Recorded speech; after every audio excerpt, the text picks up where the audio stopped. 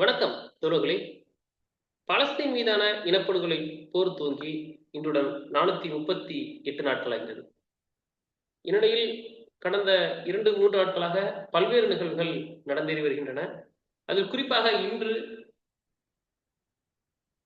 தங்களின் buffer zone என்று Israel கூறியிருந்த Syria உள்ளே பகுதியில் இருந்து மேலும் உள்ளே அவர்கள் அந்த பகுதி எல்லையை உடைத்து உள்ளே சென்றிருக்கிறார்கள். இது பல்வேறு கேள்விகளை எழுப்பியுள்ளது. ஒருபுறம் மறுபுறம் அவர்கள் எப்போதும் போல் கூறுவது போல் கிரேட்டர் இஸ்ரேல் என்ற நோக்கத்தில் அவர்கள் முன்னே நகர்ந்து செல்கிறார்கள் என்று ஒரு பக்கம் இருந்தாலும், மறுபக்கம் தாங்கள் 3 அடுக்காக தங்களின் பாதுகாப்பு வளையத்தை உருவாக்கிக் கொள்வதற்காக உள்ளே செல்வதாக கூறுகிறார்கள். ஆனால் இது எப்படியான நிகழ்வுகளை கொண்டு வந்து சேர்க்கப் போகிறது? மேலும் உள்ளே இருக்கும் ரஷ்ய படைகள் 2 பகுதிகளில் ரஷ்யா உள்ளே இன்னும் இருக்கிறார்கள். ரஷ்யாவுக்கான விமான தளம் அங்கே உள்ளது. இது அவர்கள் என்ன செய்ய போகிறார்கள்? அதே போல் நேற்று வெளிவந்த பஷர் அல் ஆசாத்தின் அறிக்கை என்பதும் மிக குறிப்பாக கவனிக்கத்தக்கது. இதை பற்றி எல்லாம் தான் இன்று பேசவிருக்கிறோம். நம்மோடு தோழர் செந்தில் அவர்கள் இணைந்திருக்கிறார். வணக்கம் தோழர். வணக்கம் தோழர். தோழர், நேற்று வந்த அவர் பஷர் அல் ஆசாத்துடைய அறிக்கை அப்படின்றது மாஸ்கோ அப்படின்ற இடத்துல டைட்டில் போட்டு தான் வந்திருக்கு. நேற்று டேட்ல தான் அதை எழுதி வந்திருக்குது. அதை நான் பார்த்தேன். இன்னைக்கு பர்டிகுலரா இஸ்ரேல் உள்ளுக்குள்ள அவங்களே இதுதான் எங்களோட கடைசி இடம் அப்படின்னு சொல்லி வச்சிருந்த இடத்தையும் தாண்டி உள்ள போறாங்க. இது திரும்பவும் இன்டர்நேஷனல் லாவை மீறுறது தான் அப்படின்னு சொல்லி பல நாடுகள் சொல்லுது. ஈரான் சொல்லிட்டு இருந்துச்சு, மற்ற நாடுகள் சொல்லிச்சு. முக்கியமா சவுதியும் சொல்ல ஆரம்பிச்சது. தற்போதைய சூழல் அங்க எப்படி இருக்கு அது சொல்லுங்க. அதாவது ஆக்சுவலா இந்த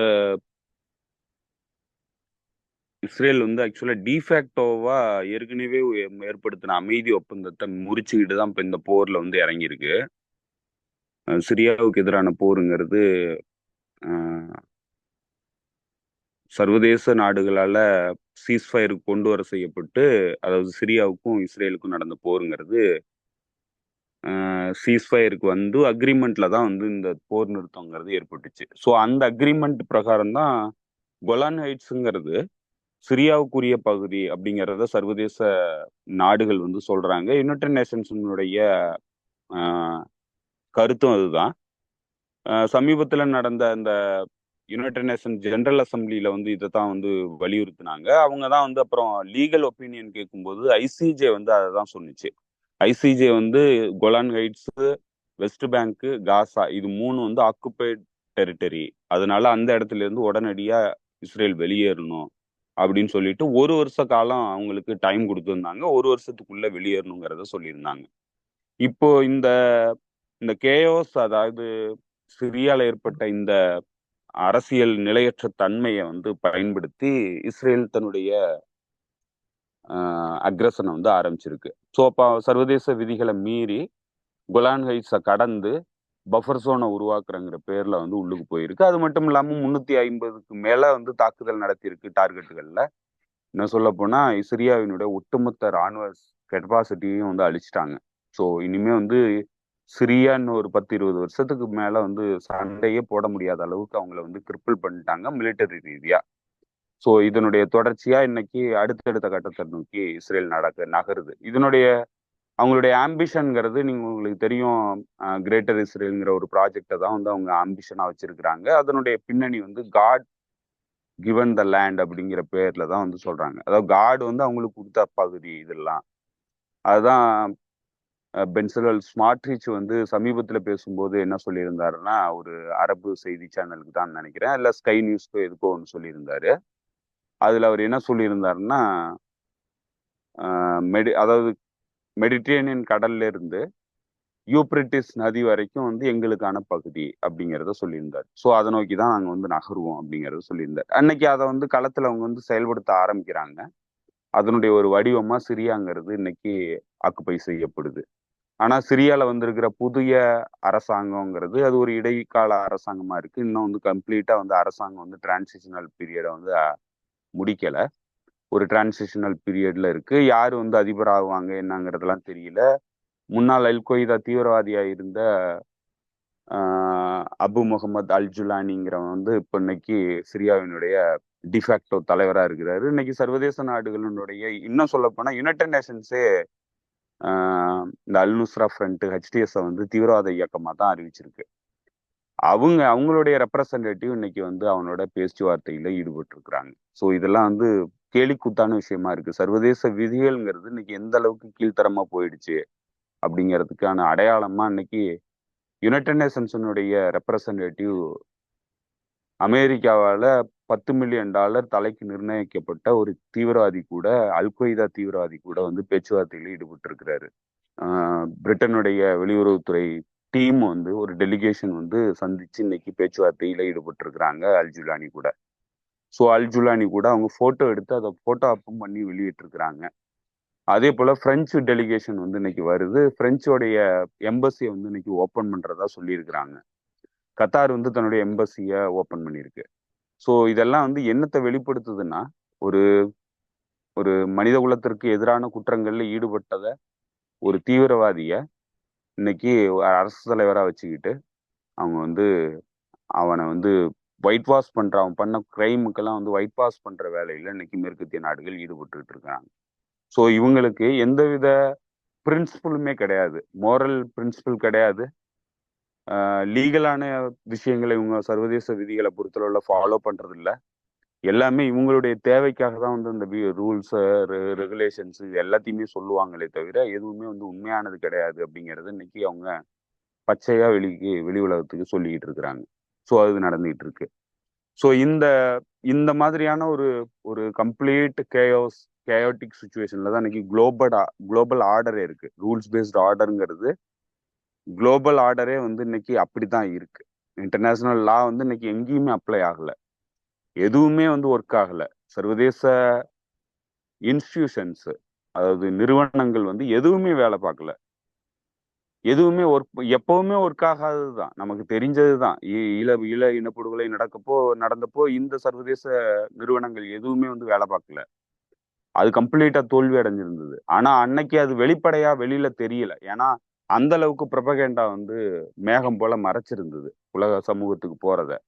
இன்னைக்கு அது எல்லாமே திறந்துருச்சு. இன்னைக்கு மக்கள் வந்து அரசியல் டிஸ்கோர்ஸ் வந்து வளர்ந்துருக்கு. எல்லா பக்கத்துலயும் வந்து மக்கள் வந்து உண்மை என்னங்கிறத நேர்ல பாக்குறாங்க, இவங்க பேசுறதையும் பாக்குறாங்க.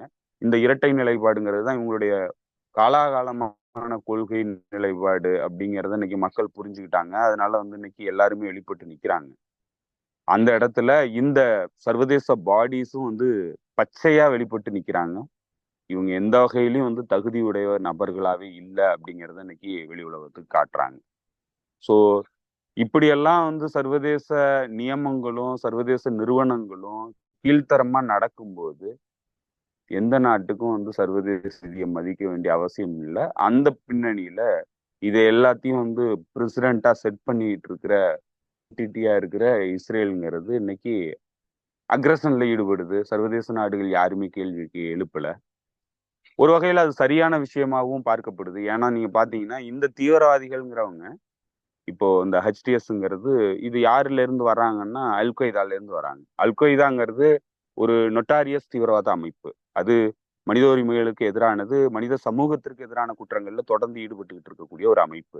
அந்த அமைப்பு ஒரு நாட்டினுடைய ஸ்ட்ராட்டஜிக் வெப்பனரியை வந்து கைப்பற்றுனுச்சுன்னா அது மிகப்பெரிய ஆபத்து.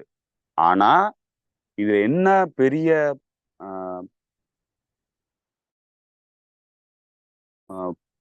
ஒரு பொய்யான விஷயம்னாக்க, மேற்குலக நாடுகள் இவங்களை தீவிரவாதியா பார்க்கல. மேற்குலக நாடுகள் சொல்றாங்க இவங்க எல்லாம் மாடரேட் ரெபல்ஸா மாறிட்டாங்க, இவங்க வந்து முன்னாடி மாதிரி தீவிரவாதியா இல்ல அப்படிங்கிறது சொல்லிக்கிட்டு இருக்கிறாங்க. அதே சமயத்துல இவங்களை தீவிரவாதி, அதனால இவங்கள்ட்ட ஆயுதம் போயிடுச்சுன்னா பெரிய சிக்கலாயிடும்னு சொல்லிட்டு இஸ்ரேல் வந்து தாக்குதல் நடத்துது. அதையும் ஆதரிக்கிறாங்க, இதையும் ஆதரிக்கிறாங்க. இதுல எது உண்மைங்கிறத அவங்க தான் சொல்லணும். இதுல ஒண்ணு வந்து அவங்க மாடரேட் ரெபல்ஸா மாறிட்டாங்களா, தீவிரவாதிகள் கிடையாதா, இல்ல இன்னும் தீவிரவாதிகளா தான் இருக்கிறாங்களா, அதே சிந்தனை ஓட்டத்துல தான் இருக்கிறாங்களா அப்படிங்கிற ரெண்டு நிலையிலையும் வந்து அவங்க ரெண்டு சைடும் வந்து கால் வைக்கிறாங்க. ஸோ இதுல எது உண்மையானது எது பொய்ங்கிறத மக்கள் தான் வந்து புரிஞ்சுக்கணும். ஸோ அதனால இதுல ஒரு பக்கம் தீவிரவாதிகள் கையில ஆயுதங்கள் போகக்கூடாதுன்னு சொல்லிட்டு இஸ்ரேல் வந்து முன்னெச்சரிக்கை நடவடிக்கையா நான் பண்றேன்னு சொல்லுது, அவங்களுடைய செல்ஃப் டிஃபென்ஸுக்காக நான் பண்றேன்னு சொல்லுது. செல்ஃப் டிஃபென்ஸ் எப்படி சிரியாக்குள்ள ஒரு தாக்குதலை நடத்திட்டு எப்படி இவங்களுக்கு செல்ஃப் டிஃபென்ஸ் கிடைக்குதுங்கிறதும் தெரியல. ஏன்னா இவங்களுடைய போருங்கிறது, இவங்களுடைய கேப்டிவ்ஸை ரிலீஸ் பண்ணுங்கிறது, இவங்க மீது ஏற்படுத்தின தாக்குதலுக்கான பதிலடி கொடுக்கணும். அதனால மீண்டும் வந்து இந்த தாக்குதல் எங்க மண்ணில் ஏற்படக்கூடாதுங்கிறதுக்காக தான் இவங்களுடைய இந்த போரை வந்து ஆரம்பிச்சதா சொன்னாங்க. இன்னைக்கு சிரியா இது வரைக்கும் ஒரு தாக்குதலும் நடத்தல. இந்த 14 மாசத்துல இந்த இந்த போர் ஆரம்பிச்சதுல இருந்து 14 மாசத்துல ஆயிரக்கணக்கான தாக்குதல்களை இஸ்ரேல் வந்து சிரியாக்குள்ள நடத்திருக்கு. ஆனா ஒரு முறை கூட சிரியா திருப்பி தாக்கல. தாக்காத ஒருத்தர் மீது இவ்வளவு பெரிய தாக்குதலை நடத்தி என்னுடைய செல்ஃப் டிஃபென்ஸுக்காக நான் தாக்குதல் நடத்துறேன் அப்படின்னு சொல்றதுங்கிறது என்ன மாதிரியான சர்வதேச நியமம், என்ன மாதிரியான உலக ஒழுங்கு அப்படிங்கிறத கேள்விக்குள்ளு கொண்டு வருது. அவ்வளவு கேவலமான உலக ஒழுங்கு தான் இப்ப இன்னைக்கு இருக்கு. எக்ஸிஸ்டிங் உலக ஒழுங்குங்கிறது அவ்வளவு கேவலமா தான் இருக்கு. அவ்வளவு டூத்லெஸ்ஸான அமைப்புகளா தான் இன்னைக்கு சர்வதேச நிறுவனங்கள் வந்து இருக்கிறாங்க. ஸோ யாருமே வந்து செயல்பாட்டுக்கு தகுந்தவர்கள் இல்லை. இந்த இந்த செட்டப்பை வச்சுக்கிட்டு உலகத்தை வந்து இனிமேல் ரன் பண்ண முடியாதுங்கிறத வந்து உலகத்துக்கு வெளிப்படையா காட்டிட்டாங்க. இதுக்கு மேலேயும் வந்து இந்த நிறுவனங்களை நம்புறதுல எந்த அர்த்தமும் இல்லை. எந்த விதிகளும் இங்க மதிக்கப்படுறது இல்லை. பலம் இருக்கிறவன் யாரை வேணாலும் அடிக்கலாங்கிறது தான். இது வந்து எப்படின்னா பர்பேரியன் சொசைட்டியா உலகம் வந்து ஒரு காலத்துல ஹிஸ்டாரிக்கல் பீரியடுக்கு முன்னாடி வந்து எப்படி இருந்ததோ அதே மாதிரியான ஒரு நிலையில தான் இன்னைக்கும் இருக்கு. நம்ம வேணா அதை நாகரிக வளர்ச்சி அடைஞ்சிட்டோம், எல்லாம் பண்ணிட்டோம் அப்படின்னு சொல்லலாமே தவிர நடைமுறைகள் சர்வதேச விதிகளை பொறுத்தளவுல எந்த விதிகளும் ஒரு ஒரு ஒரு சிவிலைஸ்டு விதிகளா இல்லை. சிவிலைஸ்டு சொசைட்டியாவும் இந்த உலகம் வந்து இயங்கலை. உலக ஒழுங்குங்கிறது சிவிலைஸ்டா இல்லைங்கிறது தான் இது எல்லாத்துலயும் வந்து வெளிப்படுது. ஸோ ஐ திங்க் வந்து இந்த பின்னணியில தான் வந்து நம்ம இந்த இவங்களுடைய அக்ரஷனை வந்து நம்ம பார்க்க வேண்டியிருக்கு. அதே மாதிரி நீங்க அதாவது சிரியாக்குள்ள நடந்த நிகழ்வுகள், அவருடைய அந்த பஷர் அல் அசாத் வந்து நேற்றுக்கு அறிக்கை வெளியிட்டு இருந்தாரு. அவர் சொன்ன எல்லா விஷயங்கள்லயும் அவர் முக்கியமா வந்து எப்படி சொல்றாருன்னா, நான் வந்து இந்த போரை வந்து நடத்துறதுக்கு தயாரா தான் இருந்தேன், கடைசி வரைக்கும் நான் விட்டு கொடுக்கல, நான் யாரையும் காட்டி கொடுக்கல அப்படிங்கறது அவருடைய தன்னிலை விளக்கம் தான் வந்து கொடுத்துருக்கிறாரு. இதுல என்ன மிஸ் ஆகுதுன்னா, அவர் தன்னிலை விளக்கம் கொடுத்துருக்கிறாரு, அது உண்மையா என்னங்கிறத வந்து நம்ம ஆய்வுக்கு உட்படுத்த வேண்டியிருக்கு. அவர் சொன்னது வந்து உண்மையா என்னங்கிறத. ஏன்னா அவர் சொன்னதுக்கும் நடந்ததுக்கும் நம்ம பல தரப்புல இருந்து வர்ற தகவல்களுக்கும், குறிப்பா சொல்ல போனா ஈரானியன் தரப்புல இருந்து வெளிப்படையாவே ஈரானியன் ஜெனரல்ஸ் வந்து பல தடவை சொல்லிட்டாங்க, நாங்க வந்து எங்களுடைய ஆதரவு கொடுக்கறதுக்கு தயாரா இருந்தோம், எங்களுடைய படைப்பிரிவுகளை அனுப்புறதுக்கு தயாரா இருந்தோம், ஆனா அங்கிருந்து உத்தரவு வரல, அதனால நாங்க போகல அப்படின்னு சொல்லிட்டாங்க. அதே மாதிரி ஹெஸ்புல்லா ஆயிரக்கணக்கான வீரர்களை ஹமா பகுதிக்கு அப்பவே அனுப்பிச்சிருந்தாங்கிறது நமக்கு தெரியும். ஆனா ஹெஸ்புல்லா ஏன் வந்து அங்க பயன்படுத்தப்படலை அப்படிங்கிறது இன்னைக்கு கேள்வியா இருக்கு.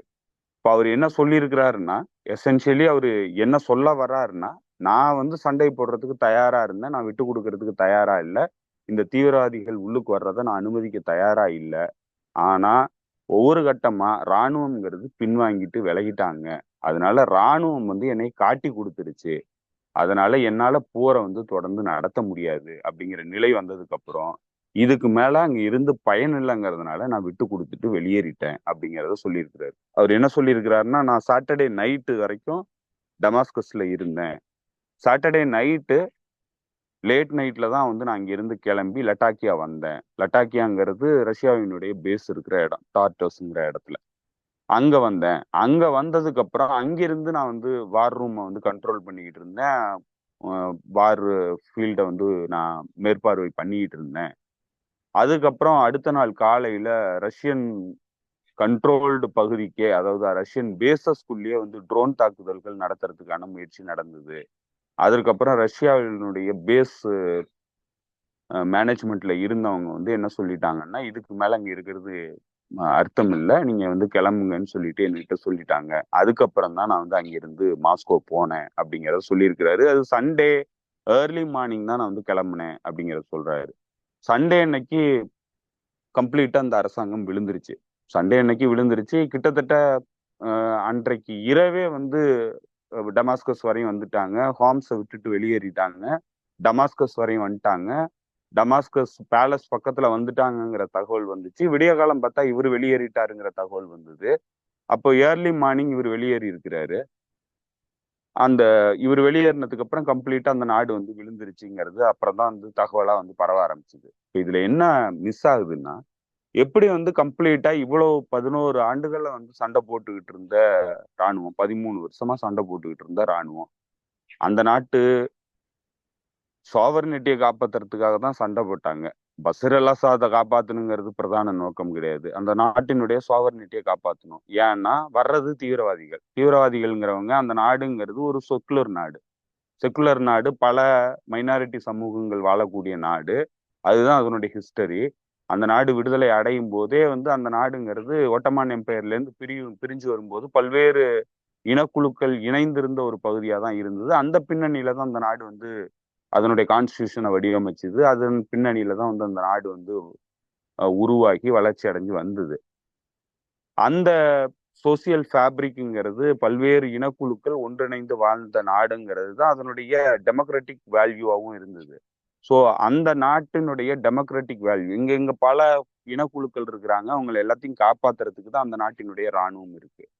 அந்த இராணுவம்ங்கிறது அந்த ஐடியாலஜில இருந்து தான் வருது. இதை காப்பாத்துறது அந்த நாட்டு இராணுவத்தினுடைய பிரதான நோக்கம். ஆனா வர்றது தீவிரவாதிகள். இந்த தீவிரவாதிகள் வந்து ஒரு செக்டினுடைய ரூலை, அதுவும் குறிப்பா சொல்ல எக்ஸ்ட்ரீம் ரூலை வந்து இம்ப்ளிமெண்டேஷன் பண்ணுங்கிற சிந்தனையோட வரக்கூடிய தீவிரவாதிகள். இப்போ இவங்களை எப்படி வந்து ஒரு multi ethnic multi religious community வாழக்கூடிய ஒரு நாட்டினுடைய இராணுவம் எப்படி வந்து அவங்கள பார்க்கும்னா, அவங்க வந்து அந்நியர்களாக தான் பார்க்கும்.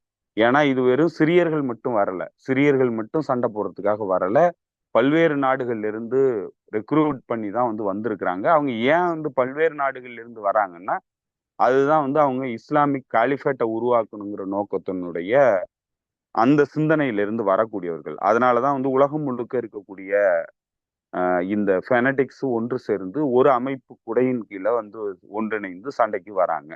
ஸோ அப்ப அவங்க வரும்போது இவங்க சிரியாவினுடைய விடுதலைக்காக போராடுறவங்க கிடையாது. ஏன்னா சிரிய மக்கள் மட்டும் இங்க சண்டைக்கு வரல, பல்வேறு நாடுகள்ல இருந்து வந்தவர்கள் சண்டைக்கு வராங்க. அப்படிங்கிறதுனாலதான் அந்த நாட்டினுடைய கான்ஸ்டியூஷனையும் அந்த நாட்டினுடைய சாவர்னிட்டியும் பாதுகாக்க வேண்டிய இடத்துல அந்த ராணுவம் வந்து சண்டை போட்டுச்சு இத்தனை ஆண்டுகளா. இப்ப அந்த ராணுவம் சண்டை போட்டுக்கிட்டு இருக்கிறதுக்கு தான் 2015 வரைக்கும் அந்த ராணுவம் வந்து சண்டை போட்டுக்கிட்டு இருக்கு. 2013 தொடங்கி 15 வரைக்கும் சண்டை போட்டுக்கிட்டு இருக்கு. அதுக்கப்புறம் தான் உதவிக்காக ரஷ்யாவினுடைய ஆதரவை கேட்கிறாரு, ஈரானுடைய ஆதரவை கேட்கிறாரு, ஹெஸ்புல்லாவினுடைய ஆதரவை கேட்கிறாரு. அதுக்கப்புறம் தான் அவங்க வராங்க சண்டைக்கு. அவங்க வந்து இந்த தீவிரவாதிகளை அடிச்சு விரட்டி அலப்போல இருந்து வெளியேற்றி இட்லிப் வரைக்கும் கொண்டு போயிடுறாங்க. அதுக்கப்புறம் வந்து அமைதி ஒப்பந்தம் ஏற்படுது. அது ஃப்ரோசன் கான்ஃபிளிக்ட் ஆயிடுது. ஒப்பந்தம் ஏற்பட்டு இவங்க இன்னும் வந்து இந்த பக்கம் வரக்கூடாதுங்கிறத வந்து விதியா வச்சுட்டு அவங்க வந்து போட்டுடுறாங்க. இதுல இவ்வளவு காலம் சண்டை போட்டுக்கிட்டு இருந்த ராணுவம் திடுதுப்புன்னு 10 நாள்ல எல்லாத்தையும் விட்டுட்டு ஓடிடுச்சு. நான் உத்தரவு போட்டேன் ஆனா விட்டுட்டு ஓடிடுச்சுன்னா இது நம்ப தகுந்ததாவே இல்லை. எப்படி வந்து ராணுவம் இப்படி உடைய முடியும்? அப்படி வந்து அப்போ உத்தரவுங்கிறது மேலிருந்து வரலன்னா எல்லா பிரிவுகளும், ராணுவ பிரிவுகள் எல்லாமே எப்படி வந்து விட்டுட்டு ஓடுவாங்க? அது வாய்ப்பே கிடையாது. ரெண்டாவது, எல்லாருக்குமே மோரல், எல்லாருமே காசுக்காக தான் வேலை பார்க்குறாங்கன்னா, நான் சொன்ன மாதிரி இது இந்த நாட்டினுடைய சாவர்னிட்டியை பாதுகாக்கிறதுக்காக தான் இந்த ராணுவத்துல இருக்கிறாங்க. இவங்க இந்த தீவிரவாதிகள் தலையை வெட்டி கொல்லுவாங்கிறது தெரிஞ்சுதான் சண்டை போட்டுக்கிட்டு இருந்தாங்க. அப்போ இவ்வளவு காலம் சண்டை போட்டுக்கிட்டு இருந்தவங்க திடீர்னு நீங்க என்னதான் கரப்ஷன் பண்ணாலும் எல்லா ஜெனரல்ஸையும் நீங்க கரெக்ட் பண்ண முடியாது. எல்லாருக்கும் காசை கொடுத்து நீங்க விலைக்கு வாங்க முடியாது. அப்படி இருக்கிறவங்க எப்படி விட்டுட்டு ஓடுனாங்க அப்படிங்கிற அந்த சந்தேகம் வந்து இயல்பா எழுது. ரெண்டாவது, நமக்கு ஆரம்பத்திலே தெரியும், இந்த முதல் 2 நாட்கள் நடந்த சண்டைங்கிறது அலப்போ நகரத்துக்கு வர்ற வரைக்குமே கடுமையான சண்டை நடந்தது. ரஷ்யாவினுடைய போர் விமானங்கள் கடுமையான தாக்குதல்கள் நடத்தினாங்க. அதுலதான் உங்களுக்கு தெரியும், ஆயிரக்கணக்கானவர்கள் நாளே வந்து இறந்து போனாங்க அந்த தாக்குதல்கள்ல. காலம்ஸ் வர்றத வந்து பெருமளவுக்கு தாக்குதல் நடத்துனுச்சு ரஷ்யாவினுடைய இராணுவ விமானங்கள். அப்படிலாம் பண்ணிக்கிட்டு இருந்தவங்க திடுதுப்புன்னு அலப்போ முடிச்சு ஹமா வர்றப்போ ஏன் வந்து அவங்களுடைய தாக்குதல்களை குறைச்சாங்க அப்படிங்கிற அந்த கேள்வி எழுது. அப்ப யாருடைய உத்தரவினால அந்த தாக்குதல்கள் குறைக்கப்பட்டன அப்படிங்கிற கேள்வி வருது. இப்போ இங்கதான் ரஷ்யா வந்து சப்போர்ட் பண்றதுக்கு தயாரா இருந்ததுங்கிறத தெளிவுபடுத்தியிருக்கு. முதல் நாள் வந்து அவங்க முழுமையான தாக்குதல்களை நடத்துனாங்கங்கிறது நம்ம பார்த்தோம். இது கண்கூடா நிகழ்ந்த நிகழ்வு. அவங்க அதுக்கப்புறம் எப்போ அலப்போ விழுந்ததோ அதுக்கப்புறம் வந்து அவங்க ஹமாவில் வந்து நாங்க டாக்டிக்கல் விட்ரால் பண்ணி ஹமாக்குள்ள வந்து ஒரு டிஃபென்ஸ் லைனை வந்து போடுறோம். அங்க வந்து நாங்க கவுண்டர் அஃபென்சிவ் வந்து பண்ண போறோம் அப்படிங்கிறத அவங்க சொன்னாங்க. அது மாதிரி உண்மையாவே வந்து அங்க பெருமளவுக்கு துருப்புகள் திரட்டப்பட்டு ஆயுதங்களோட தான் வந்து நிறுத்தினாங்க. நிறுத்தினவங்க ஏன் வெளியேறினாங்க அப்படின்னா அந்த கேள்விக்கான விடை வந்து இவருடைய பதில்ல இல்ல. ஏன்னா அது வரைக்கும் சண்டை போட்டுக்கிட்டு இருந்தவங்க திடீர்னு ஹமா வந்ததுக்கு அப்புறம் ஏன் எல்லாரும் விட்டுட்டு ஓடினாங்க. அதே மாதிரி ஈரான் வந்து ஃபர்ஸ்ட் 2 டேஸ்லயே ஈரான் என்ன சொன்னுச்சுன்னா தன்னுடைய முழுமையான ஆதரவு கொடுக்குறோம். சிரியாவுக்கு என்னென்ன உதவிகள் தேவையோ எல்லாமே பண்றதுக்கு தயாரா இருக்கிறோம். எங்களுடைய டிவிஷன் அனுப்புறதுக்கு தயாரா இருக்கிறோம் அப்படிங்கிறதையும் சொன்னாங்க. அதே போல பாப்புலர் மொபிலைசேஷன் யூனிட்ல கிட்டத்தட்ட 10,000 இருந்து 20,000 துருப்புகள் வந்து தயாராகி எல்லைப்புறத்துக்கு வந்துட்டாங்க. அவங்க வந்து நேரா சிரியாக்குள்ள போறதுக்கும் தயாரா இருக்காங்கிறது தான் ஆரம்ப கட்ட தகவல்கள் வந்துச்சு. அதற்கான வீடியோ ஆதாரங்கள் கூட வந்துச்சு. இவங்க எல்லாம் ஏன் வரல அப்படிங்கிற அந்த கேள்வி வருது. இது வந்து எப்படின்னா இவங்க எல்லாருமே வராங்க, எல்லாருமே உள்ளுக்கு வர்றவங்க பின்வாங்கிட்டு ஓடிட்டாங்களான்னா இல்லவே இல்லை. ஏன்னா கடைசி வரைக்கும் அவங்களுடைய இன்ட்ரெஸ்ட் பெருமளவுக்கு இருக்கு. ரஷ்யாவினுடைய இன்ட்ரெஸ்ட் இருக்கு, ஈரானுடைய இன்ட்ரெஸ்ட் இருக்கு, ஈராக்கினுடைய இன்ட்ரெஸ்ட் இருக்கு. இவங்க எல்லாருமே தயார் நிலையில வந்துட்டாங்க. ஹெஸ்புல்லா உள்ளுக்கே வந்துருச்சு ஹமா வரைக்கும். ஆனா அதுக்கப்புறம் யார் அதெல்லாம் தடுத்தா அப்படின்னா இது வந்து வெறுமனே இராணுவம் வந்து தனித்தனியா பிரிச்சு நீங்க எல்லாம் வர வேண்டாம்னு நான் சொல்ல முடியும். அதுக்கான வாய்ப்பு கிடையாது. அப்ப யாரும் மேலிருந்து தான் உத்தரவு போட்டிருக்கும். அந்த மேலிருந்து உத்தரவு போட்டவர் யாரா இருக்கும்? இவரை தவிர வேற யாராவது இருக்கிறதுக்கு வாய்ப்பு இல்லை. ஸோ இந்த பின்னணியில தான் இவர் மேல வந்து பல்வேறு குற்றச்சாட்டுகள், அது இதுவரைக்கும் வந்து வெளியில வராத சில குற்றச்சாட்டுகள் எல்லாமே வந்து வைக்கப்படுது. என்ன சொல்றாங்கன்னா இந்த காசா ஃப்ரண்ட்ல சண்டை ஆரம்பிச்சதுல இருந்து சப்போர்ட் ஃப்ரண்டா ஹெஸ்புல்லா உள்ளுக்கு வந்தது சண்டைக்குள்ள. அன்சர் அல்லா அமைப்பு உள்ளுக்கு வந்துச்சு, ஈராக் ரெசிஸ்டன்ஸ் வந்துச்சு, ஈரானும் வந்துச்சு. இவங்க எல்லாருமே வந்தாங்க. இதுல சிரியா மட்டும் இந்த இதுக்குள்ள வரவே இல்லை. சிரியாவினுடைய ஆயுதங்கள் பயன்படுத்தப்பட்டுச்சு ஹெஸ்புல்லாவினால.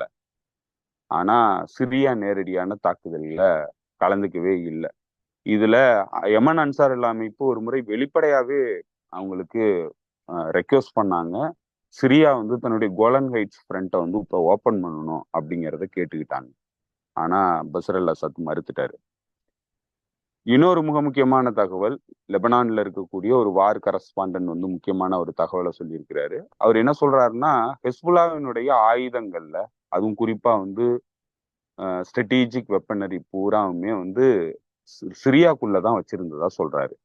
சிரியாக்குள்ள சிரியன் பார்டர்ல பெருமளவுக்கு தன்னுடைய ஆயுதங்களை ஹெஸ்புல்லா வந்து நிலைநிறுத்தி இருந்தது. அது காரணம் என்னன்னா 2006 போர்ல அவங்க வந்து இந்த வெப்பனெல்லாம் டெஹியா பகுதிகளில் வச்சிருந்தப்போ டெஹியா முழுக்க வந்து தாக்குதல் நடத்தி குடியிருப்புகள் மீது தாக்குதல் நடத்தி மிகப்பெரிய அளவுக்கு படுகொலைகளை நடத்துனுச்சு இஸ்ரேல். அதை அவாய்ட் பண்ணுங்கிறதுக்காக அவங்க வந்து சிரியாவினுடைய பார்டர்ல வெப்பனெல்லாம் வச்சிருந்தாங்க அப்படிங்கிறத சொல்றாரு. அப்போ சிரியாக்குள்ள வச்சிருந்த அந்த ஆயுதங்களை பயன்படுத்தணும் அப்படிங்கிற நிலை வரும்போது, ஏன்னா வந்து இஸ்ரேல் வந்து தாக்குதலுக்கு வருது, அவங்க வந்து சப்போர்ட் ஃப்ரண்டா இயங்குறாங்க, அதனால இவங்களுக்கு மிகப்பெரிய நெருக்கடி வருது. அப்போ தாக்குதல் நடத்தும் போது ஹெஸ்புல்லா வந்து நம்மளே இதை பல முறை சொல்லியிருக்கோம். பல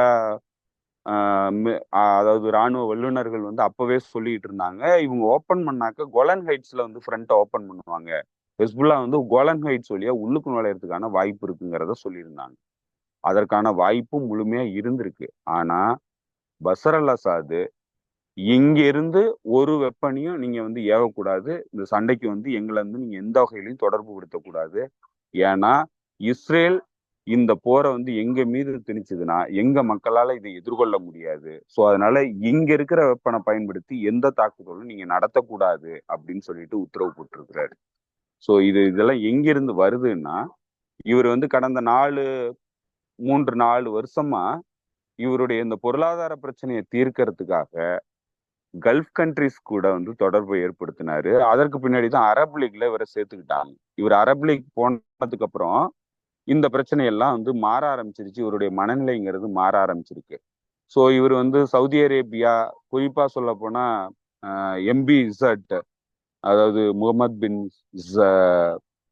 ஜயாத், இதுல இருக்கிற யுனைடெட் அரப் எமிரேட்ஸினுடைய தலைவர். அவர்கிட்ட வந்து அட்வைஸ் கேட்டதா சொல்றாங்க. அவரு தான் வந்து இவருக்கு என்ன அட்வைஸ் கொடுத்துருக்காங்கன்னா, நீங்க வந்து உங்களுடைய பிரச்சனையை வந்து சால்வ் பண்ணணும், நீங்க வந்து பதவியில வந்து தொடர்ந்து இருக்கணும்னா அமைதியான நிலையை வந்து நீங்க அமெரிக்கா கூட ஏற்படுத்திக்கிங்க. அதற்கான வழிங்கிறது இஸ்ரேலினுடைய லாபி மூலமா தான் உங்களால பண்ண முடியும் அப்படிங்கிறது தான் அவரு ஏற்கனவே முகமது பின் சல்மானுக்கு கொடுத்த அட்வைஸா அலெஸ்டர் க்ரூக் சொல்றாரு. அதே மாதிரியான ஒரு அட்வைஸை இவங்களுக்கு கொடுத்துருக்குறாங்க.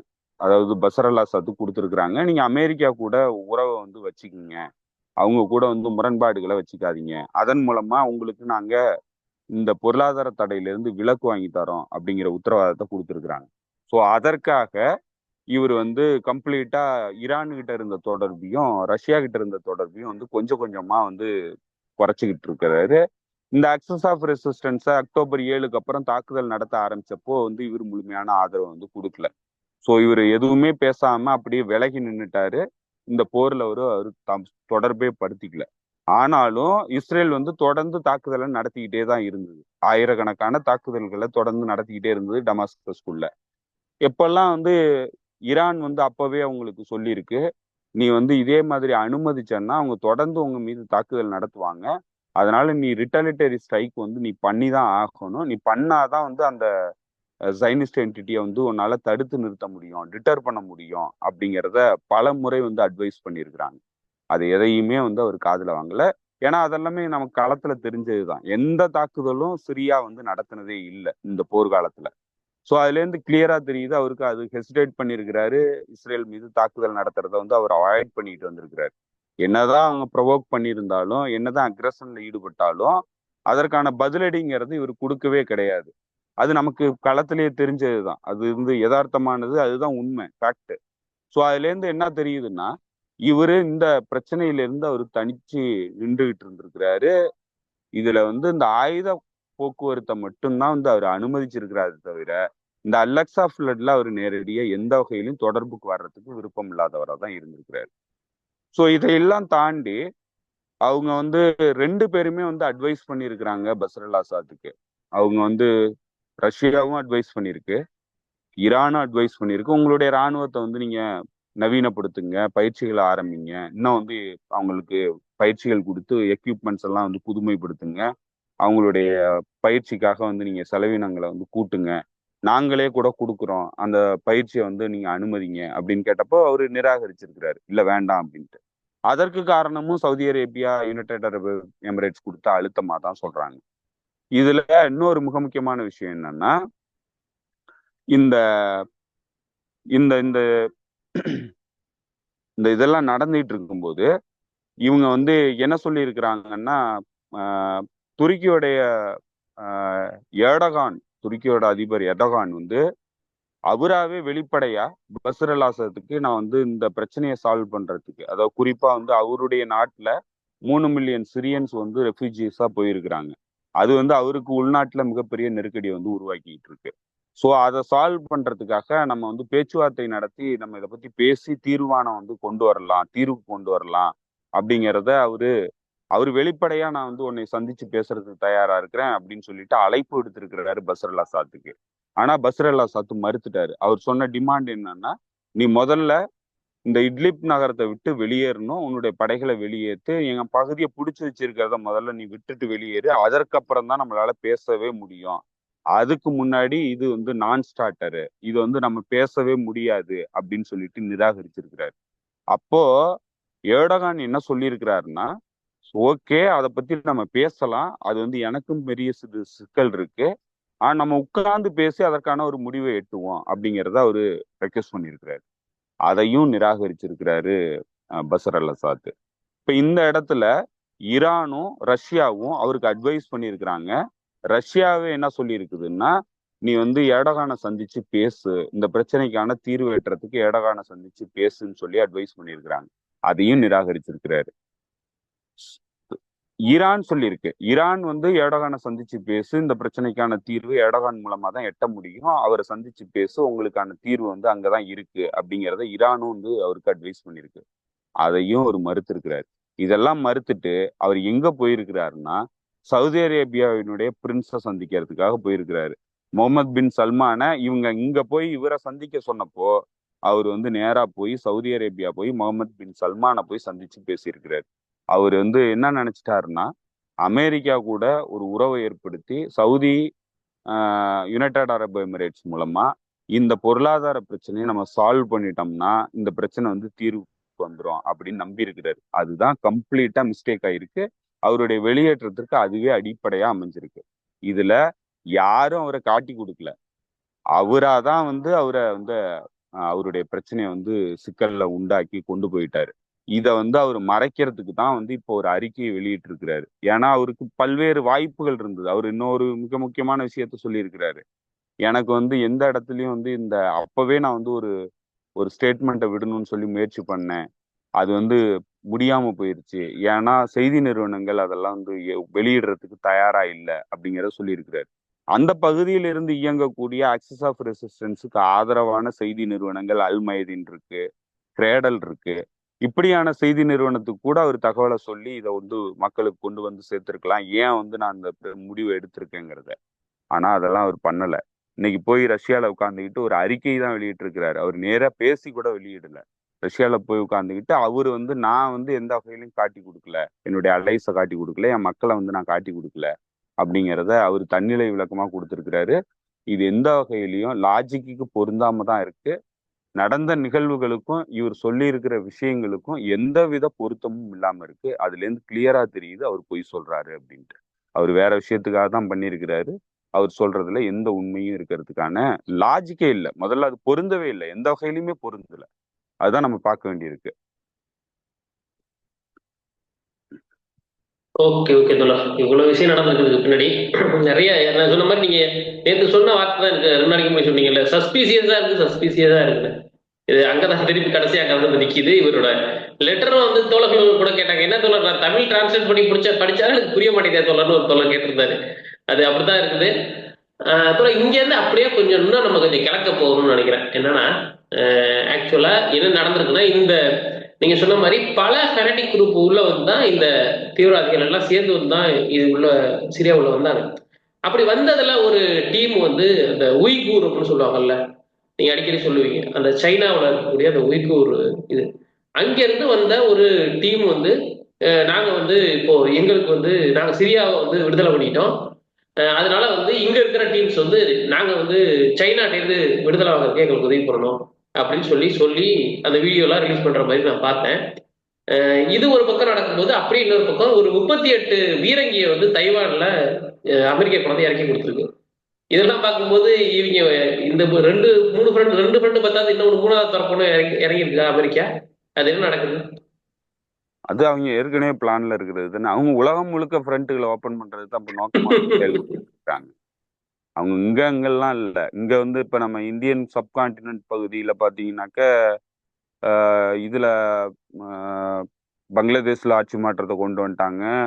மியான்மர்ல ஏற்கனவே உள்நாட்டு பிரச்சனைங்கிறது போயிட்டு இருக்கு. அங்க இருக்கிற இராணுவ அரசாங்கத்திற்கு எதிரான நடவடிக்கைகள்ல தொடர்ந்து ஈடுபட்டுக்கிட்டு இருக்கிறாங்க. இவங்களுக்கு தீவிரவாதிகள், இவங்களே தீவிரவாதிகள்னு சொல்லுவாங்க. உண்மையாவே தீவிரவாதிகளையும் வந்து இவங்க தேவைப்படும் போது ஆதரிப்பாங்க. இந்த HTS அமைப்புங்கிறது நீங்க ஆரம்பத்துல இருந்து HTS-னுடைய வரலாறை நீங்க பாத்தீங்கன்னா, அந்த அல்ஜுலானிங்கிற நபர் யாரு அப்படின்னு நீங்க பாத்தீங்கன்னா, இதுக்கு நீங்க 2099க்கு முன்னாடியில இருந்து நீங்க போக வேண்டியிருக்கு. ஏன்னா 99க்கு முன்னாடி தான் வந்து இந்த 90கள்ல தான் வந்து இந்த என்ன சொல்லப்போனா 80கள்ல ஆரம்பிச்சு சோவியத் யூனியனுக்கு எதிரான அந்த போருங்கிறது ஆப்கானிஸ்தான்ல ஆரம்பிச்சப்போ முஜாஹிதீன் அமைப்பு உருவாக்கி அவங்க வந்து போர் நடத்திட்டு இருந்தாங்க. அப்ப அரபு நாடுகள்ல இருந்து வந்து அந்த போருக்காக வந்த ஃபைட்டர்ஸ் எல்லாம் சேர்ந்து உருவாக்குன அமைப்பு தான் அல்-கொய்தா. அல்-கொய்தாங்கிறது பேஸ்ன்னு அர்த்தம். அது வந்து ஒரு பேஸுங்கிறது தான் அதனுடைய அர்த்தம் அல்-கொய்தா அரபிக்ல. அல்-கொய்தா அமைப்பு உருவாகும் போது இவர் வந்திருந்தாரு, ஒசாமா பின் லாடன். அவரு தான் அந்த அமைப்பினுடைய ஃபவுண்டரு. இப்ப அந்த அமைப்புல அவரு கூட வந்த பல அரபு நாடுகள்ல இருந்து வந்த ஃபைட்டர்ஸ் வந்து அங்க சண்டை போட்டுக்கிட்டு இருந்தாங்க. அவங்க எல்லாரும் சேர்ந்துதான் இந்த அல்-கொய்தாங்கிற அமைப்பை வந்து உருவாக்குனாங்க. ஸோ அவங்க அதெல்லாம் உருவாக்கி இங்க இருந்து இந்த போர் முடிவுக்கு வந்து கடைசி அல் கொய்தா வந்து 2001 வந்து தாக்குதல் நடத்தினதுக்கு அப்புறம் அதை வந்து தீவிரவாத இயக்கமா முத்திரை குத்தி அதை வந்து முழுமையா வந்து அதை அழிக்கணுங்கிற போருக்கான தயாரிப்புல வந்து அமெரிக்கா ஈடுபட்டு அது ஈராக்கு மற்ற எல்லா பகுதிகளிலும் இந்த போரை நடத்தி ஈராக்குக்கும் அது அல் கொய்தாவுக்கும் எந்த தொடர்பும் கிடையாது. ஈராக்குங்கிறது ஈராக்கினுடைய அரசாங்கம், சதாம் ஹுசேன் அரசாங்கம் அல் கொய்தாவுக்கு எதிராக இருந்த அரசாங்கம். அந்த அரசாங்கத்தை அதுல தொடர்பு படுத்தி அதை அழிச்சு ஆப்கானிஸ்தானுக்கு எதிரான போரை நடத்தி ஆப்கானிஸ்தான்ல தாலிபான்கள் அவங்களுக்கு புகலிடம் கொடுத்தாங்க. அதுதான் அவங்க பண்ண குற்றம். தாலிபான்கள் வந்து வலதுசாரிகள். அவங்க வந்து கிட்டத்தட்ட ஒரு வலதுசாரி இஸ்லாமிய அடிப்படைவாத சிந்தனையிலிருந்து வரக்கூடியவர்கள். ஆனா அல் கொய்தா மாதிரியான தீவிரவாத அமைப்பு கிடையாது தாலிபான்.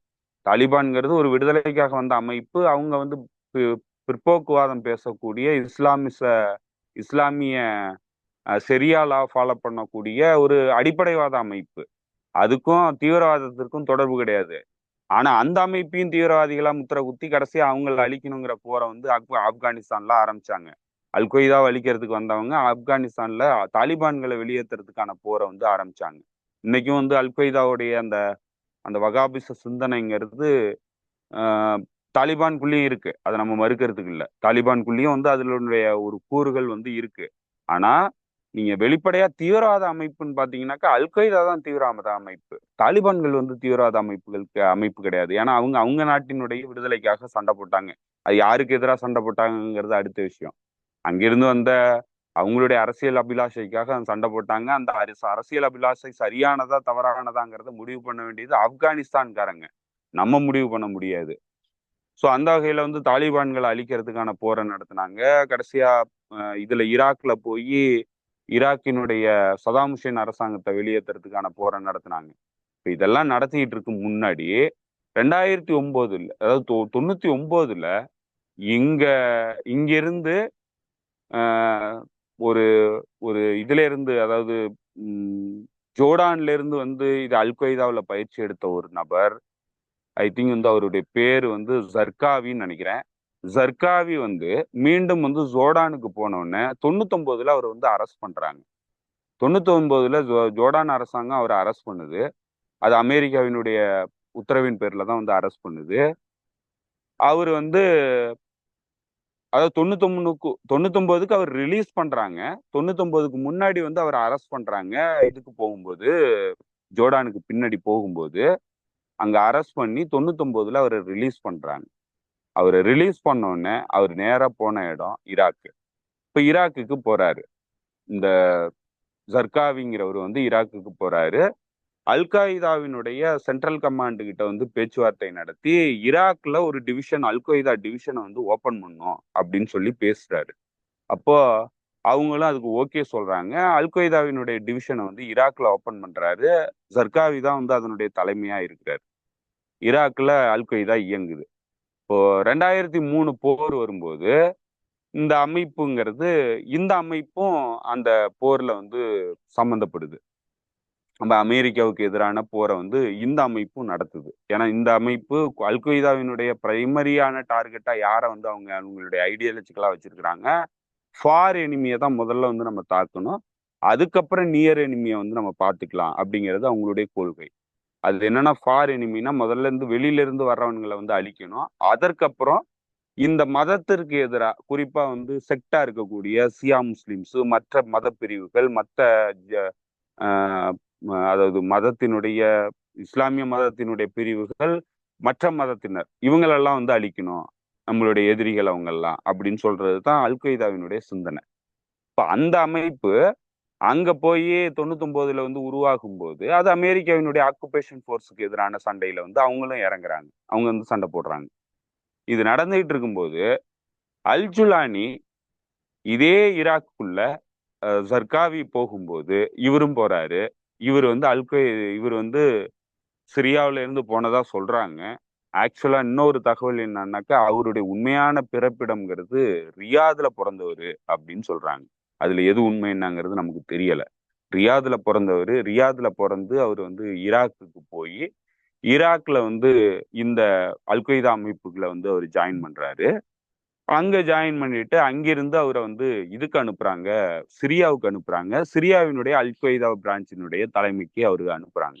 அங்க போனதுக்கு அப்புறம் அவர் என்ன பண்றாருன்னா, சூசைட் பாம் அட்டாக்ஸ் வந்து பெரிய அளவுக்கு அவருடைய அமைப்பு வந்து பண்ணுது. அங்க இருக்கிற அமைப்பு. அதுக்கு பேர் என்ன வைக்கிறாங்கன்னா, அல் நுஸ்ரா ஃப்ரண்ட் அப்படின்னு பேர் வைக்கிறாங்க. அல் நுஸ்ராங்கிறது ஜமாத், அது பேர் வந்து ஜகத் அல் நுஸ்ரான்னா என்னமோ பேரு.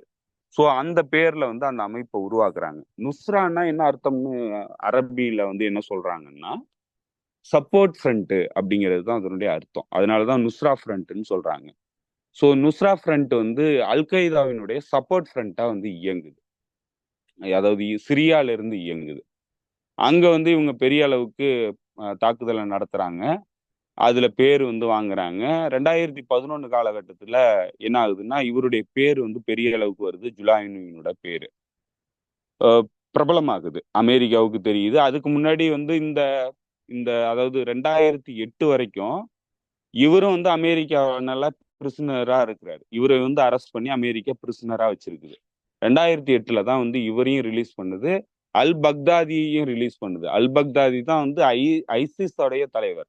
ஈராக்கினுடைய தலைவரா இருந்தது அல் பக்தாதி.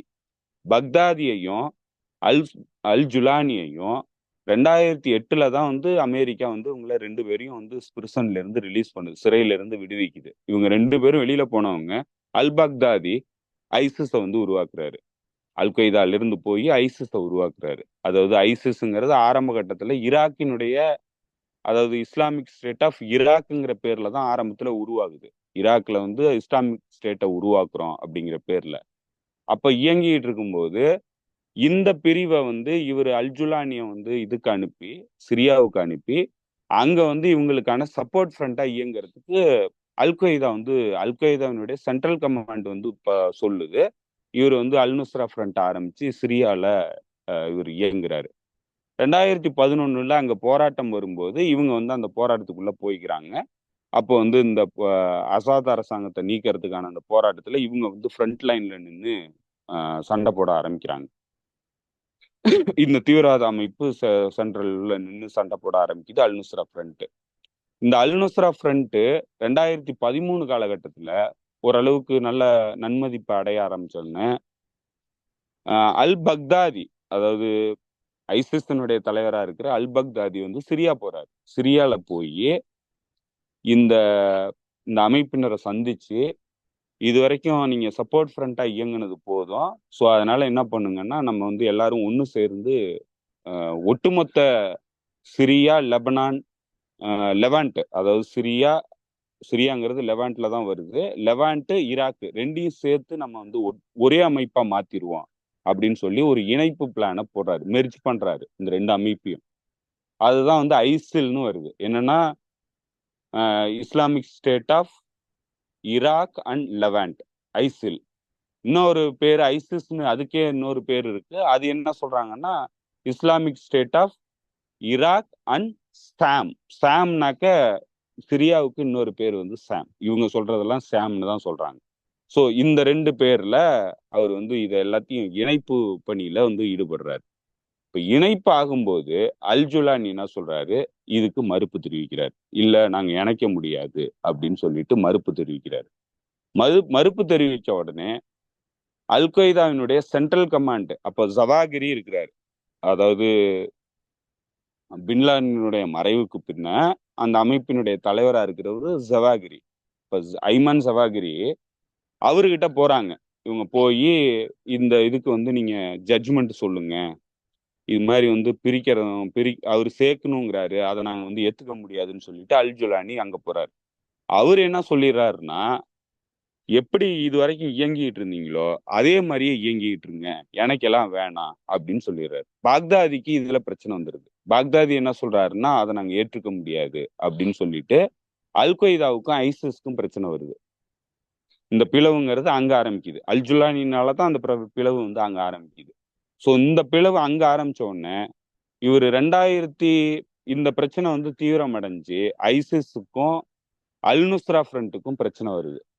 பிரச்சனை வந்த உடனே இவங்க என்ன பண்றாங்க, இந்த போரெல்லாம் வந்து, அதாவது உள்நாட்டு போர் ஆரம்பிச்ச உடனே இவங்களுடைய பேரை வந்து மாத்துறாங்க. இவங்க பேரை மாத்தி ஹெச்டிஎஸ்ன்னு மாத்திக்கிறாங்க. ஹயத் தஹ்ரீர் அல் ஷாம்ங்கிற பேரை மாத்திக்கிறாங்க. இப்போ இந்த அல் நுஸ்ரா ஃப்ரண்ட் மாறிடுது. 2016 காலகட்டத்துல இருந்து இது பேரை மாத்துது. பேரை மாத்தி ஹெச்டிஎஸ்ங்கிற பேர்ல வந்துருது. இந்த ஹெச்டிஎஸ் பேர் வந்ததுக்கு அப்புறம் இவங்க முழுமையா வந்து யாருடைய உதவியினோட இந்த இந்த இந்த மாடரேட் ரெபல்ங்கிற அந்த பேரை வந்து வாங்குறாங்கன்னா, கத்தாரு, சவுதி அரேபியா போன்ற நாடுகளினுடைய உதவியோட. இன்னும் சொல்ல போனா கத்தார் வந்து இதுல இந்த பேரெல்லாம் மாத்தி அல்கொய்தா கூட தொடர்புல இருந்து நீங்க வெளியில வாங்கன்னு சொல்லி நெருக்கடி கொடுத்ததா ஒரு தகவல் இருக்கு. அது எந்த அளவுக்கு உண்மை என்னங்கிறது நமக்கு தெரியல. ஆனா துருக்கியினுடைய உதவியோட துருக்கிக்கு வந்து விசுவாசமா வந்து இவங்க வந்து துருக்கியோடைய ப்ராக்சி ஃபோர்ஸா இயங்குறதுக்கு தயாராகிறாங்க ஹெச்டிஎஸ். இப்போ ஹெச்டிஎஸ் துருக்கியினுடைய ஃபோர்ஸ், துருக்கியினுடைய ஆயுதங்கள், துருக்கியினுடைய பயிற்சி, மேற்குலக நாடுகளினுடைய பயிற்சியை பெறறதுக்காக அல் நுஸ்ரா ஃப்ரண்ட்ங்கிறத பேரை மாத்தி ஹெச்டிஎஸ்ங்கிற பேருக்கு மாறிக்கிறாங்க. மாறிக்கிட்டு அல்கொய்தாவுக்கும் இவங்களுக்கும் அல்கொய்தா வந்து வேற ஒரு பேர்ல இயங்கிட்டு இருக்கு சிரியாக்குள்ள.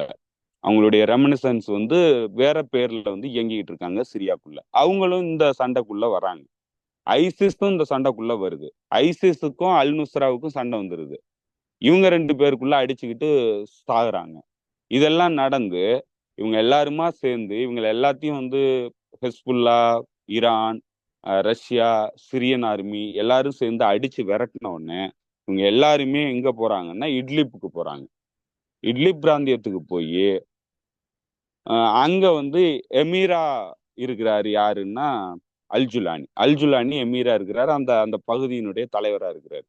இப்ப அவரு தலைமையில போகும்போது அவரு ஏற்கனவே அல்கொய்தாவினுடைய பிரிவா இருந்த ஏதோ ஒரு தின் அதுக்கு பேரு, அந்த அமைப்பை வந்து நீங்க வந்து எங்க அமைப்பு கூட இணைச்சிருங்க, விருப்பம் இல்லாதவங்க இங்க இருந்து வெளியேறுங்க, இல்லைன்னா உங்களை கொல்லுவேன் அப்படின்னு சொல்றாரு. சொன்ன உடனே அதுல விருப்பப்பட்டவர்கள் இந்த அமைப்பு கூட ஹெச்டிஎஸ் கூட இணைஞ்சுக்கிட்டாங்க. விருப்பம் இல்லாதவர்கள் வெளியேறிட்டாங்க. எதிர்த்து நின்னவங்களை கொன்னாங்க. இதுதான் நடந்தது. ஸோ அல்கொய்தாவினுடைய அமைப்பினரையே வந்து இவர் கொன்னாரு. இவங்க 2 பேருக்குள்ள வந்து சண்டைங்கிறது அங்க இட்லிப் நகரத்தை கண்ட்ரோல் பண்றதுல வந்து சண்டை இருந்தது. அல்ஜுலானிக்கு என்னன்னா தான் வந்து அதிகாரத்துல இருக்கணும், தான் வந்து மேல இருக்கணும் அப்படிங்கிற இடத்த நோக்கி அவர் நகர்ந்துட்டாரு. காசு பார்க்க ஆரம்பிச்சிட்டாரு, நகர்ந்துட்டாரு. ஸோ இதெல்லாம் நகர்ந்து இவர் வந்து இப்போ அதுக்கப்புறம் என்ன சொல்ல ஆரம்பிச்சிட்டாருன்னா, எனக்கும் அல்கொய்தாவுக்கும் எந்த தொடர்பும் கிடையாது, எனக்கும் ஐசிஸ்க்கும் எந்த தொடர்பும் கிடையாது, நான் உங்கள்ட்ட இருந்து வெளியேறிட்டேன் அப்படின்னு தான் அவர் சொல்லிட்டு இருக்கிறாரு. ஆனா இதுல எங்க வந்து அவர் உண்மையா சொல்லல அப்படிங்கிறது உண்மையாகுதுன்னா, இன்னமும் ஹெச்டிஎஸ்குள்ள ஃபாரின் ஃபைட்டர்ஸ் இருக்கிறாங்க. ஃபாரின் ஃபைட்டர்ஸ்னா நீங்க சொன்ன மாதிரி உஜ்கூர்ல இருந்து வந்தவங்க, உஜ்கூர் மக்கள், கஜகஸ்தான் மக்கள், கஜகஸ்தான் வீரர்கள், தஜிகிஸ்தானு, துர்க்மெனிஸ்தானு, உஸ்பெகிஸ்தானு, இங்க எல்லா பகுதிகளில் இருந்தும், செச்சன்ஸ், எல்லா பகுதிகளில் இருந்து வந்த இந்த இஸ்லாமிஸ்ட் போர் வீரர்கள் வந்து இந்த அமைப்பு கூட இன்னமும் இருக்கிறாங்க. அவங்க எல்லாருமா சேர்ந்துதான் சிரியாக்குள்ள வந்து இன்னைக்கு இந்த ஆட்சியை வந்து கைப்பற்றி இருக்கிறாங்க. இந்த இஸ்லாமிஸ்ட் போர்சஸ், அதாவது குறிப்பா சொல்ல போனா இந்த இந்த மத்திய கக்கேஷன் நாடுகள்ல இருந்து வரக்கூடிய இந்த இஸ்லாமிஸ்ட் போர்ஸுங்கிறவங்க எல்லாருமே அல்கொய்தாவினுடைய ஆட்கள்.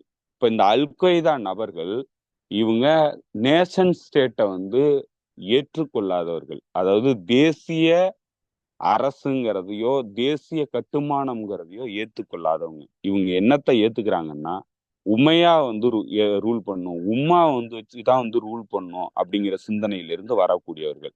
அதுதான் அவங்களுடைய சித்தாந்தம். ஸோ உம்மாங்கிறது அவங்கள பொறுத்தளவுல இந்த இஸ்லாமிய நாடுகள், குறிப்பா வந்து இந்த பகுதி, அவங்க வந்து ஒரு பகுதியை சொல்றாங்க. இப்ப இது வந்து கிட்டத்தட்ட இத்தாலி வரைக்கும் போகுது, அந்த பகுதி ஸ்பெயின் வரைக்கும் போகுது. ஸ்பெயின் வரைக்கும் உம்மாவா இருக்கணும் அப்படிங்கிறது தான் அவங்களுடைய நோக்கம். அதனாலதான் அவங்க ஐரோப்பிய ஒன்றிய நாடுகள்லயும் தாக்குதலை நடத்துறாங்க. ஸோ இந்த சிந்தனையிலிருந்து வரவங்க உம்மாங்கிறது வந்து, நீங்க உம்மாயத்தை வந்து ரூல் பண்ணுங்கிறது டமாஸ்கஸ்ல இருந்தது தான் வந்து உம்மையத்து மாஸ்க் இன்னைக்கு இருக்கு. டமாஸ்கஸ் தான் அதனுடைய தலைநகரமா இருந்தது. அந்த பகுதியை மையமா வச்சு நம்மளுடைய காலிஃபெட்டை உருவாக்கணும் அப்படிங்கிறது தான் அவங்களுடைய சிந்தனை ஓட்டத்துல இருக்கு. இப்போ அவங்களுக்கு நேஷன் ஸ்டேட்டுக்கான போராட்டத்துக்குள்ள வர்றதுக்கான வாய்ப்பே கிடையாது. அப்போ அவங்களுடைய ஐடியாலஜில எந்த மாற்றமும் வரல. ஏன்னா இல்லைன்னா அவங்க அங்கிருந்து வந்து ஒரு நேஷன் ஸ்டேட்டினுடைய போராட்டத்துல தலையிட மாட்டாங்க. அந்த போருக்காக அவங்க உள்ளுக்கு வரமாட்டாங்க. அவங்களுக்கு தேவை உம்மா கேலிஃபட்டை உருவாக்குறது தான் அவங்களுடைய நோக்கம். அப்போ கேலிஃபட்டை உருவாக்குறதுக்காக வந்தவங்க எப்படி ஹயத் தஹ்ரீர் அல்சாம் அப்படிங்கிற இந்த சிரியாவினுடைய விடுதலைக்காக போராடுற அமைப்பு கூட எப்படி வந்து ஒன்றிணைந்து போக முடியும் அப்படிங்கிற இந்த கேள்விங்கிறது தான். இது உண்மை கிடையாது. இவங்க வந்து இன்னைக்கு வெளி உலகத்துக்காகவும் மேற்குலக நாடுகளுடைய ஆதரவு வாங்கறதுக்காகவும் சிறிய மக்கள்கிட்ட இருந்து ஆதரவு வாங்கறதுக்காகவும் தங்களுக்கு ஒரு ஒரு முகமூடியை இன்னைக்கு போட்டிருக்காங்கிறது தெளிவா தெரியுது.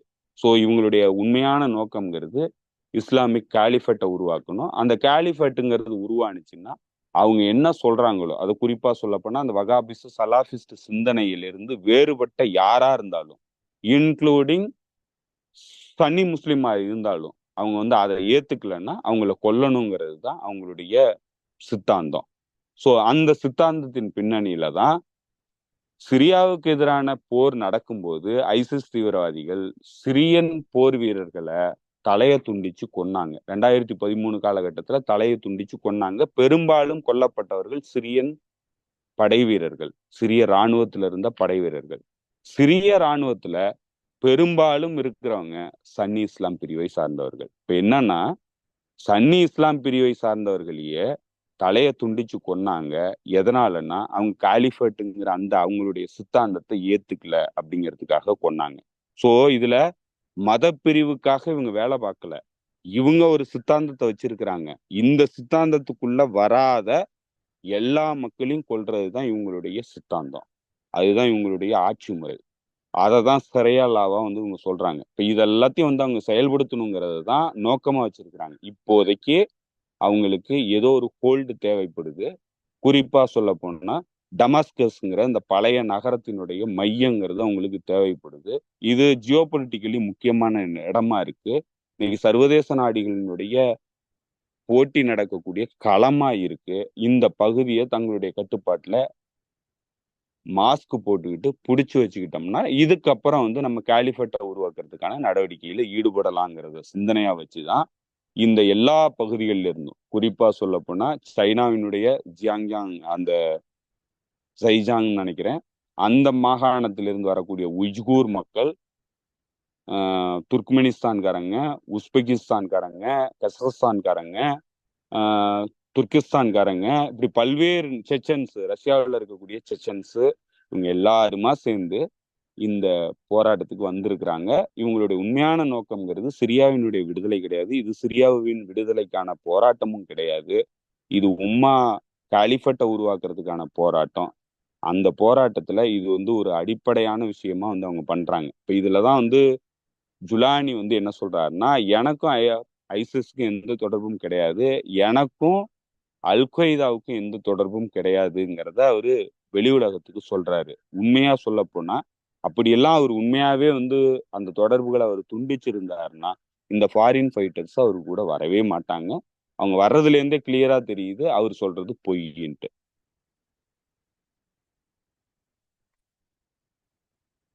ஓகே ஓகே சொல்லலாம், புரியுது. ஏன்னா அவரை பத்தியும் நிறைய பேர் சொல்லி என்னென்னமோ கேட்டு இருந்தாங்க. யாரோ தோழ கூட எழுதியிருந்தாரு, இந்த பர்சனை பத்தி சொல்லுங்க, அவரோட பேக்ரவுண்டை பத்தி சொல்லுங்க அப்படின்னு சொல்லி. அதுவும் கொஞ்சம் டீட்டெயில் இப்ப சொல்லியிருக்கீங்க. அவரு இன்னொரு முக்கியமான விஷயம், அவரு தன்னுடைய பேரை வந்து மாத்திக்கிட்டாரு. இப்ப வந்து அவரு அகமத் சாரான்னு சொல்லி அல்சரான்னு சொல்லிட்டு பேரை மாத்திருக்கிறாரு. இந்த ஜாராங்கிற ஃபேமிலி, அதாவது சிரியா இருக்கக்கூடிய ஜாராங்கிற அந்த ஃபேமிலி, இவர் ஆக்சுவலா இவரோட உண்மையான பேர் சாரா கிடையாது. இவர் வந்து ஒரு தகவல் என்ன வருதுன்னா, இவர் வந்து ரியாத்ல பிறந்த சவுதி அரேபியாவினுடைய ஆளு, அரேபியால இருந்து போறக்கூடிய ஒரு நபரு. இவர் தன்னுடைய பேரை வந்து மாத்திக்கிட்டு அவர் வந்து நான் இதுல இருந்து வர்றேன், அதாவது சிரியால இருந்து வர்றேங்கிறத காட்டிக்கிறதுக்காக அந்த மாதிரி பேர் மாற்றம் வந்து ஏற்கனவே ஜுலானிங்கிற பேரை வந்து வச்சிருக்கிறாரு. இப்போ அல்சராங்கிற அந்த பேரை வந்து அகமது அல்சராங்கிற அந்த பேரை வந்து இவர் தனக்கு தானே சூட்டிக்கிட்டு இருக்காரு. அகமது ஹுசைன் அல்சராங்கிறது அவருடைய பேரா வந்து இன்னைக்கு சொல்றாங்க. ஆனா இந்த சாரா ஃபேமிலிக்குள்ள விசாரிச்சதுல இதுல வந்து சிரியாவினுடைய ஒரு ஜேர்னலிஸ்ட் இன்னைக்கு அந்த தகவலை சொல்லியிருக்கிறாரு 2 நாளைக்கு முன்னாடி. அந்த ஃபேமிலிக்குள்ள நீங்க போய் விசாரிச்சீங்கன்னா இந்த மாதிரி ஒரு நபர் எங்க ஃபேமிலில இருந்து யாருமே கிடையாது அப்படிங்கறத அவங்க சொல்றாங்க. அந்த பேர்ல ஏற்கனவே ஒரு மிக முக்கியமான வெளியுறவுத்துறை அமைச்சர், சிரியாவினுடைய நல்ல வெல் ரெப்யூட்டட் வெளியுறவுத்துறை அமைச்சர் இதே மாதிரியான பேரோட இருந்திருக்கிறாரு. அவர் பேர் வந்து உஸ்மான் சாரானோ என்னமோ பேரு. ஸோ அந்த மாதிரி ஒரு நல்ல வெல் நோன் உலக அளவுல வந்து வெல் நோன் வெளியுறவுத்துறை அமைச்சரா இருந்த, எக்ஸ்டர்னல் அஃபேர்ஸ் மினிஸ்டரா இருந்த சிரியாவினுடைய எக்ஸ்டர்னல் அஃபேர்ஸ் மினிஸ்டர், அவரு பேரை, அவருடைய குடும்ப பேரை இவருக்கு வந்து போட்டிருக்கிறாங்க. ஸோ இது வந்து கம்ப்ளீட்டா ஒரு ப்ரொபகண்டாவுக்காக இவருடைய பேரை வந்து மாத்திருக்கிறாங்கிறத சொல்றாங்க. இவர் வந்து உண்மையான சிரியன்னு காட்டுறதுக்காக, மக்கள் மத்தியில பதிய வைக்கணுங்கிறதுக்காக இந்த மாதிரி ஒரு பேரை கொடுத்திருக்கிறதாகவும் சொல்றாங்க. ஓகே ஓகே தோழர், நிறைய டீட்டெயில் பேசியிருக்கோம். இன்னும் 2-3 தகவல்கள் பேச வேண்டியது நம்ம அடுத்ததுல கூட பேசலான்றதுக்கான இல்லை. சைனாவோட அதுல என்ன நடக்குது, எது நடக்குது, சைனாவோட ஸ்டெப், அடுத்த ஸ்டெப் எப்படின்னு, அதே போல ரஷ்யாவில் இப்போ சூழ்நிலை எப்படி இருக்குன்றதையும் பேசலாம் நினைக்கிறேன். உங்க நேரத்துக்கு மிக்க நன்றி தோழர். நன்றி தோழர்களுக்கும் நன்றி. மீண்டும் சந்திப்போம் தோழர்களே, நன்றி, வணக்கம்.